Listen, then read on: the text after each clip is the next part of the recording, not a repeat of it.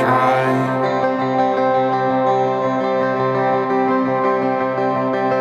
I think your skies are sweet and your hair lifts me, and I love your eyes. Just wanna be yours forevermore, and to live a strange, strange life. Je viens témoigner d'une expérience fabuleuse que j'ai eue avec un de mes clients, Erasmus+, lors des 30 ans d'Erasmus, le 9 janvier dernier au Théâtre de l'Odéon. En fait, l'enjeu était d'accompagner les intervenants qui allaient se produire sur scène et témoigner de leur parcours de mobilité avec Erasmus. Et c'était des intervenants très très différents.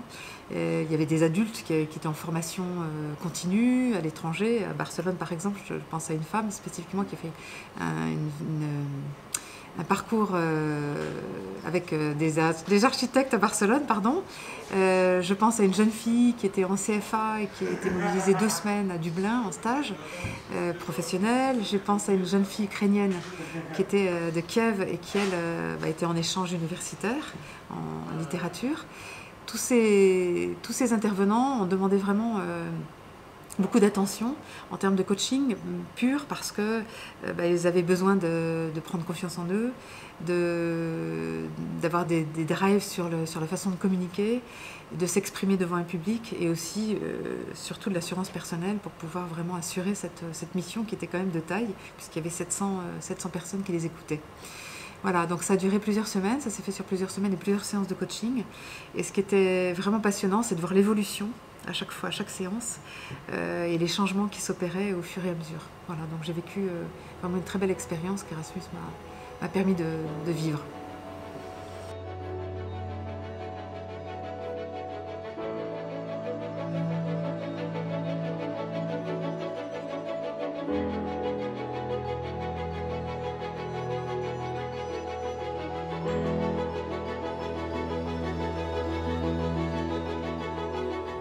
Merci de nous accueillir dans votre établissement, à Erasmus+. J'avais envie de vous demander en prime abord si vous pourriez nous présenter un peu plus précisément Erasmus. Oui, alors donc moi je suis Lucas Chevalier, je suis responsable de la communication pour ce programme Erasmus qui est très connu et qui est basé à Bordeaux pour toute la France. On gère toutes les mobilités des Français qui vont à l'étranger. C'est un projet qui a 30 ans maintenant, un projet européen, qui maintenant a un financement sur 7 ans, et ça s'appelle le programme Erasmus+. Il y a à peu près plus de 15 milliards d'euros sur 7 ans pour l'Europe et 1,2 milliard pour la France. Dans le cadre de ce programme, vous avez fait appel à des coachs. Pourquoi le coaching plutôt qu'une autre pratique d'accompagnement?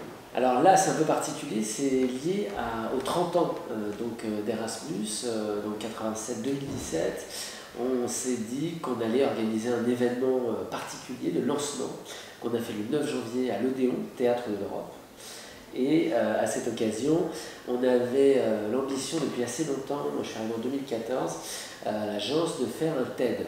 Puisque dans les institutions publiques, on fait pas mal de conférences, B2B, des événements assez institutionnels. Et de mon point de vue, il y avait surtout un problème au niveau de l'expression. C'était sur des événements trop institutionnels où finalement on s'adresse beaucoup à des publics qui sont déjà formés, convaincus. On s'adresse à des réseaux professionnels. Sur un TED ou un TED-like, comme on l'a fait le 9 janvier grâce au coaching, on a pu faire parler entre guillemets des vrais gens, des personnes qui sont effectivement parties en Erasmus, mais aussi des professionnels de l'éducation et de la formation qui ont besoin de nos financements. Donc grâce au coaching, on a pu faire en sorte que cette parole, elle soit scénarisée, elle soit portée sur scène aussi, qui est donc une démarche professionnelle pour cette expression à l'Odéon, en plus Théâtre de l'Europe, devant 800 personnes, donc c'est un événement assez impressionnant, il faut être prêt pour ça, et c'est un métier. Donc c'est pour ça qu'on est passé par le coaching. Il y avait donc une fluidité, il y avait des gens qui, donc, en passant sur scène, se sont finalement appropriés leur propre histoire. On a vu que la Commission européenne, pour son événement de clôture des 30 ans, il y a quelques jours à Bruxelles, a repris notre concept d'événement TED-like de manière générale dans la façon dont les institutions publiques s'expriment vis-à-vis des citoyens, même vis-à-vis de leurs pairs.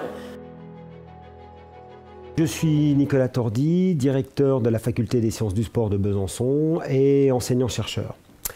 Avec les personnels de la faculté, nous avons réalisé en 2016 un gros projet Erasmus+ Sport qui consistait à accueillir plus de 300 étudiants étrangers à Besançon pendant une semaine sur les thèmes de l'égalité, de la mixité et de l'insertion par le sport. Et j'ai été invité en janvier 2017 à venir le présenter lors du 30e anniversaire. Alors c'était effectivement une première pour moi, mais je me suis dit, bon, je suis quand même enseignant, j'ai l'habitude de m'exprimer devant un public, j'ai pas trop de problèmes pour prendre la parole, donc j'ai accepté l'invitation. Et suite à ça, l'agence m'a contacté pour me proposer du coaching. Et j'ai donc découvert ce travail de coaching. J'ai eu l'occasion de travailler avec Sophie Rose. À mesure des séances, j'ai découvert un petit peu la problématique, j'ai mieux compris les enjeux. J'en profite pour remercier Sophie parce qu'elle a été adorable, patiente, et puis elle a su me faire comprendre un petit peu tout l'intérêt de la chose et me préparer d'une manière vraiment super pour cet événement.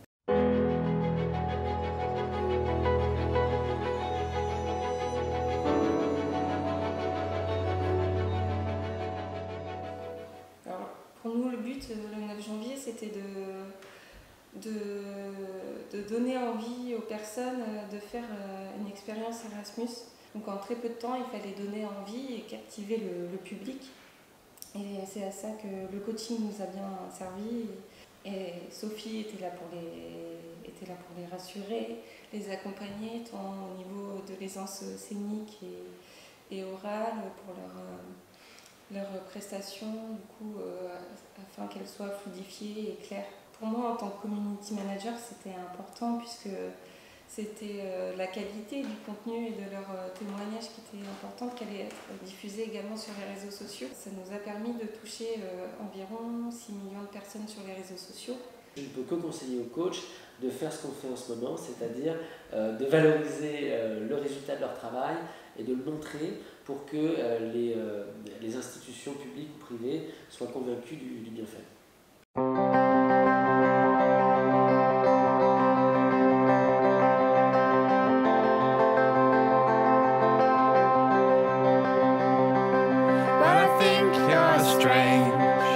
Like I know I'm strange, and I think that's why.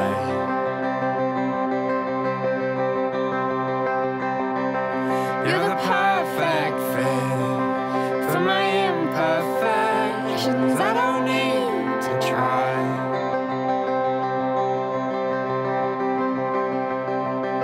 I think your scars are sweet, and your hair lifts me.